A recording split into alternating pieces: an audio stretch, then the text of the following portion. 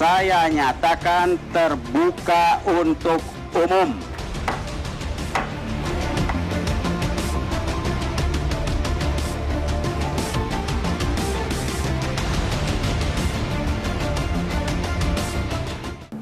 Ya, Mahkamah Kehormatan Dewan atau MKD DPR mengabulkan desakan publik untuk menggelar sidang secara terbuka terkait dugaan pelanggaran kode etik oleh Ketua DPR Setia Novanto. Selain mendapatkan pujian karena menggelar sidang terbuka, kritik mengalir juga ke MKD. Saat mendengar keterangan dari Sudirman Said dan Ma'ruf Samsudin, sebagian anggota MKD dianggap beberapa kali offside. Anggota MKD sering berputar-putar dan bahkan bicara di luar konteks. Namun ada pula yang tetap fokus untuk menggali dugaan Setia Novanto mencatut nama presiden dan wakil presiden, plus permintaan saham. Pertama-tama marilah kita memanjatkan. Sidang dugaan pelanggaran etik akhirnya bisa ditonton langsung oleh masyarakat lewat layar kaca. Salah satu yang digali adalah mengenai permintaan saham yang diduga dilakukan Setia Novanto. Satu hal yang di media sosial sering diplesetkan sebagai papa minta saham. Mana yang menurut saudara pengadu bahwa ada permintaan saham dan mencatut nama presiden dan wakil presiden gitu. Itu aja pimpinan. Ya, yang dilakukan oleh saudara Novanto gitu. Dan tolong dibaca. Ini saya sampaikan, saya tidak berbicara kepada yang mulia Pak Ridwan Bae. Tapi saya ingin menyampaikan kepada kita semuanya, pada alinea kedua halaman 3, Kode SN mengatakan begini, ya diam saja. Yang ketiga, soal apa Pak Ketua? Soal penyerahan saham. Ini kan sudah 30%, diminta 50%. Dengan menggunakan analisis wacana, itu ada penyebutan itu. Kita berbicara nanti mana kontekstualnya. Kemudian pada bagian halaman berapa ini ya? Ini soalnya nggak ada halamannya Pak Teradu ya.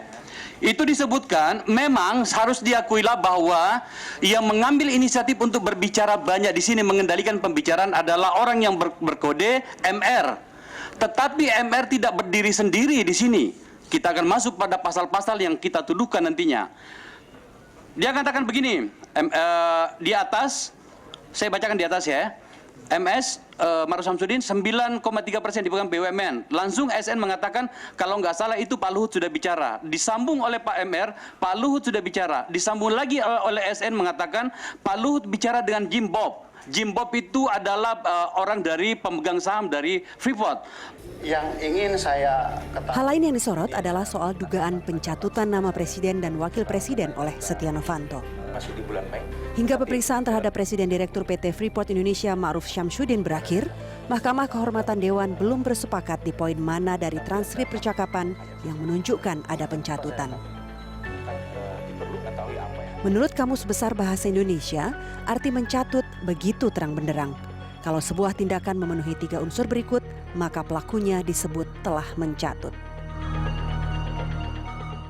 Dan untuk membahas tentang sidang MKD ini kami mengundang Sebastian Salang, koordinator dari Forum Masyarakat Peduli Parlemen.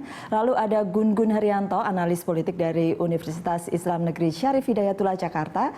Selamat datang Mas Sebastian dan Mas Gun-Gun. Dan ada pula Bambang Harimurti, wartawan senior Tempo, dan juga Karania Dharma Saputra, pendiri dan juga CEO dari Bareksa.com. Mas Bambang, Mas Karania, selamat datang. Ini benar-benar minggu lalu ketika mau mulai sidang ini, kita sudah berpikir bahwa akan jadi pusat perhatian dan benar-benar jadi pusat perhatian, Mas Bambang. Iya, dan juga yang menyedihkan buat saya adalah ini seperti modus operandi pengacara ketika menghadapi saksi yang merugikan kliennya. Jadi saksi itu diserang habis. Pengadu saksi itu diserang habis. Ini kan modus operandi pengacara yang membela kliennya terhadap saksi yang memberatkan kliennya. Jadi saya bertanya-tanya, loh kenapa jadi begini? Karena sebelumnya kan ada kasus serupa dengan Donald Trump itu, nggak ada tuh harus memanggil Donald Trump, memanggil apa-apa. Mereka bisa dengan cepat memutuskan bahwa Setia Novanto dan Fadlizon dan itu yang bersalah, langsung dihukum kesalahan ringan. Mereka bicara ke Setia Novanto dan Fadlizon. Iya, udah selesai, cepat selesai, langsung dinyatakan bersalah. Ini kan udah jelas-jelas jauh lebih jelas bukti-buktinya, kenapa begitu lama mesti ngambil Mungkin putusan? karena semua perhatian ke sana dan itu disadari. Bukan atau apa? Iya, kalau saya banyak orang melihat bahwa ini jengkel melihat ini karena katanya begitu obvious gitu kekonyolannya. Tapi kalau saya itu sebaliknya, saya senang sekali lihat kasus ini, terutama lihat sidang kemarin senang ya. Karena begini, saya lihat kita kan udah lama ya, maksudnya selalu berada di area abu-abu, apalagi publik seolah nggak tahu yang mana yang bajingan, yang mana orang yang benar, yang mana orang baik, yang mana pencuri. Nah, saya kira dari persidangan ini, saya kira udah begitu jelas buat publik. Saya kira itu kemenangan buat kita semua. Bahwa kasus ini mempertontonkan secara sangat gamblang, saya kira nggak ada area abu-abu lagi. Kita mesti berterima kasih ke MKD karena sudah membuka juga rekamannya secara full gitu ya, penuh. Sebagai masyarakat peduli parlemen, peduli loh Pak Sebastian. Sekarang sudah enek. Oh, ya saya boleh ganti koordinator masyarakat enek gitu. Iya, jadi memang begini. Tentu kita apresiasi ya. Harapan publik agar sidang ini dibuka harus kita apresiasi itu. Karena itu tidak mudah, pertarungan yang luar biasa. Hanya karena mereka membuka persidangan itu dan disiarkan secara langsung oleh media, maka tadi beliau bilang, oh saya senang ini. Kita bisa menyaksikan secara langsung bagaimana kekonyolan DPR, bagaimana sebetulnya jalan cerita dalam pertemuan-pertemuan itu, dan lain sebagainya. Nah itu satu poin. Poin yang lain memang sekarang kita juga publik juga sudah bisa menilai mana yang sudah kelewatan atau tidak sesuai dengan konteks yang ingin digali gitu, mana yang masih dalam rambu-rambu. Mana anggota MKD yang memang sengaja diutus untuk membela Pak Novanto, mana yang masih ingin mencoba di dalam jalurnya gitu. Jadi publik semua ini bisa melihat. Tapi lepas dari itu semua, jangan lupa ini juga dijadikan panggung politik oleh DPR, oleh partai-partai politik. Mengapa? Karena kan anggota MKD juga semuanya politisi. Oh iya. Begini, menurut perkiraan saya ini tidak akan diputuskan sampai tanggal 9. Mengapa? Karena ada agenda politik tanggal 9 itu. Pilkada. Jadi ini sengaja bagi sekelompok partai ini mainkan aja terus. Sehingga masyarakat kemudian punya kesimpulan, oh begini toh. Kelompok partai yang begini ternyata sikapnya begini. Lihat nih kan dramaturgi politik ya. Yang kemudian prosesnya nampak ini menjadi battleground tersendiri ya kan. MKD ini menjadi medan pertempuran yang awalnya sebenarnya kan persoalan Setia Novanto sebagai individu, tentu dalam kapasitasnya sebagai ketua DPR. Tetapi kemudian menjadi menarik ketika ini ada semacam card staking ya. Jadi seperti kartu yang punya efek domino pada bangunan koalisi yang terbangun sebelumnya. Maksud saya Setia Novanto juga sengaja tentu membuat semacam The Guardian of Setia Novanto kan. Dan itu membawa isu ini menurut saya menjadi isu yang lebih meluas. Artinya MKD sekarang menjadi representasi pertarungan politik. Contoh misalnya antar koalisi yang sebenarnya sudah jauh sejak Pilpres ini berlangsung. Tapi sekarang karena aktornya banyak dan pola hubungannya asimetrik gitu. Sehingga ada dua kemungkinan. Satu, apakah ini menjadi semacam ZOPA atau Zone of Possible Agreement gitu ya, yang kemudian semua orang mencari win-win solutionnya. Atau yang kedua, meneruskan tren yang sekarang sudah terbangun sejak Pilpres ya, ini yang disebut dengan proses zero sum game. Nah, zero sum game ya. Mau ada agreement atau zero sum game. Ya.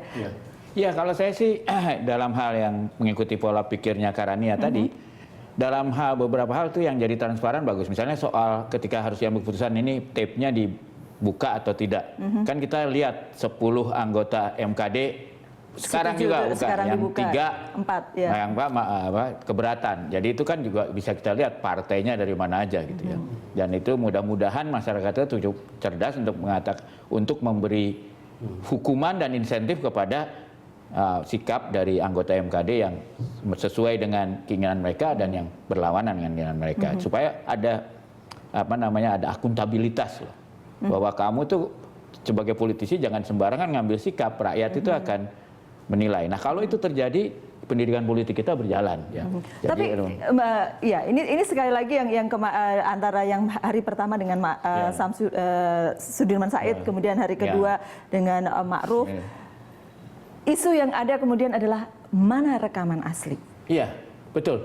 Itu menurut saya kan begini. Jadi harusnya itu kan kalau mahkamah etik itu ya, kan tidak peduli mau motif pengadu itu apapun, mau dia karena diceraiin, karena diputusin sebagai pacar, yang penting tuh pengaduannya tuh substantif atau tidak. Sedangkan kemarin kan mereka ad hominem, ya itu kan ad hominem tuh kalau orang yang mengerti debat itu udah benar-benar penyakit yang harus dihindarkan. Orang diserang pribadinya, bukan substansi dari pengaduannya, dari argumennya. Nah itu saja udah menunjukkan kualitas. Dan celakanya lagi, para MKD ini lupa bahwa ketetapan MPRS nomor 31 tahun 66 itu sudah menyatakan tidak boleh lagi memakai kata paduka yang mulia, ya, dan diganti dengan Bapak Ibu. Jadi mereka sendiri tidak menghormati ketetapan yang sudah berlaku sebelumnya, ya. Tapi sebelum kita dan lanjut, memaksa pengadu dan saksi untuk menyebut yang mulia, itu kan menurut saya udah suatu rakyat. Mas Bambang, itu ada di pasal 18 ayat 3 peraturan DPR nomor 2. Nah, itu kan bertentangan dengan ketetapan MPR. Kan harusnya ketetapan MPR-nya diubah dulu.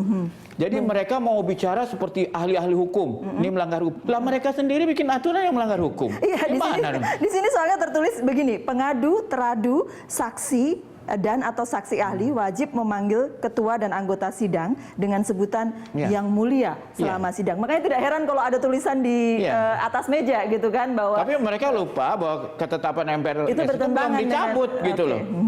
Iya, tapi lupa atau sengaja melupakan. Yang pasti sekarang ini begitu sidang terbuka, masyarakat juga langsung berkomentar kan di sosial media, itu banyak, termasuk yang mulia ini menjadi sorotan banyak netizen ya. Ya, kalau kan malahan. Ya. Saya kira kan gini, ini sebetulnya persoalannya kan very simple, very obvious gitu, kata orang crystal clear. Terang benderang. Bahwa ada ketua DPR yang diduga ketua DPR, kalau mau pakai kata yang diduga, menjajakan kekuasaannya untuk sebuah proses transaksi bisnis. Itu sesimpel itu persoalannya. Dan itu jelas-jelas melanggar hukum. Very clear.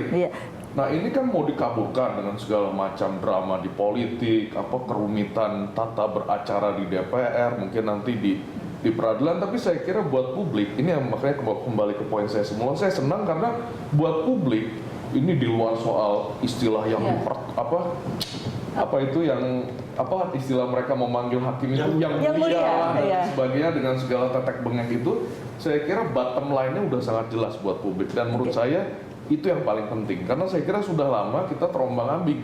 Ini yang mana sih yang benar, yang mana yang nggak benar gitu. Tapi dalam kasus ini, ini kan pernah dicoba dialihkan bahwa ada black campaign terhadap Pak Sudirman Said misalnya. Tapi begitu nih dibuka, saya kira menjadi terang benderang bahwa siapa yang sebetulnya. Seluruh masyarakat punya kesempatan untuk menilai seperti apa kemudian ya. Walaupun kalau kita baca data sebelumnya, Ketua DPR sudah mengakui bahwa memang ada pertemuan 3 kali, bahwa transkrip itu juga benar walaupun tidak lengkap. Kita akan bahas. Dan Pak Ma'ruf mengakui. Iya, kita akan bahas soal itu sesaat lagi. Kami akan kembali untuk